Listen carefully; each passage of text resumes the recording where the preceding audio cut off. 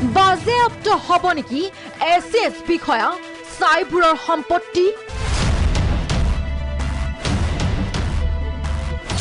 সকলো জিলাৰ উপায়ুক্তলৈ পত্ৰ প্ৰেৰণ মুখ্যমন্ত্ৰী তদাৰকী কোষৰ। চাইবুৰৰ নামত থকা সম্পত্তি কৰিব নোৱাৰিব বিক্ৰী।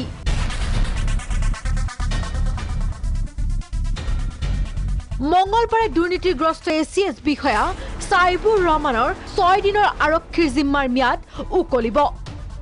এতিয়া প্ৰশ্ন হৈছে, দুৰ্নীতিৰে চৰকাৰী ক্ষমতাৰ অপব্যৱহাৰ কৰি 100 কোটিৰ অধিক সম্পত্তিৰ গৰাকী হোৱা চাইবুৰৰ সম্পত্তি বাজেয়াপ্ত হ'ব নেকি? ইতিমধ্যে মুখ্যমন্ত্ৰী তদাৰকী কোষে প্ৰতিখন জিলাৰ উপায়ুক্তলৈ প্ৰেৰণ কৰিছে পত্ৰ। চাইবুৰৰ নামত থকা সম্পত্তি কৰিব নোৱাৰিব বিক্ৰী।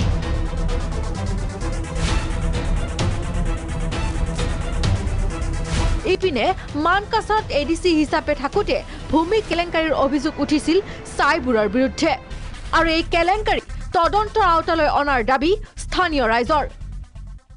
দুৰ্নীতিয়ে হয়, যিবোৰ বিষয়া কৰ্মচাৰী যিবোৰ আছে, যিবোৰ চাকৰি কৰি আছে, এই চাকৰিৰ দৰমহাৰে তো ডাঙৰ অট্টালিকা বনাব নোৱাৰে, বিভিন্ন জায়গাত সম্পত্তি ক্ৰয় কৰিব নোৱাৰে। গতিকে স্থাবৰ অস্থাবৰ সম্পত্তিও আমাৰ এইখন জিলাৰ বহু কৰ্মচাৰীৰ আয়তকৈ অৰিজিনেল আয়তকৈ বহুত বেছি হৈ আছে।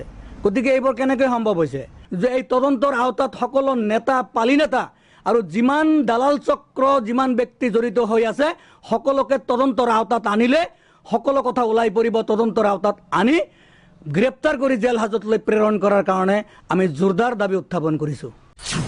এতিয়াও খোলা নাই চাইবুৰৰ লকাৰ খুলিলেই বহু ন তথ্য পোহৰলৈ অহাৰ সম্ভাৱনা। এতিয়াও বাকী আছে চাইবুৰৰ বহু সম্পত্তিত অভিযান চলাবলৈ।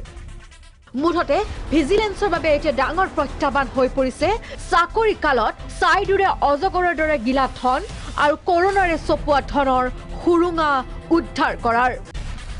দক্ষিণ খালমাৰাৰ পৰা মিজানুৰৰ সহযোগত ভিডিঅ' জাৰ্নেলিষ্ট ৰাজু ৰাজখোৱাৰ সৈতে ববিতা গগৈ, প্ৰাগ নিউজ, গুৱাহাটী।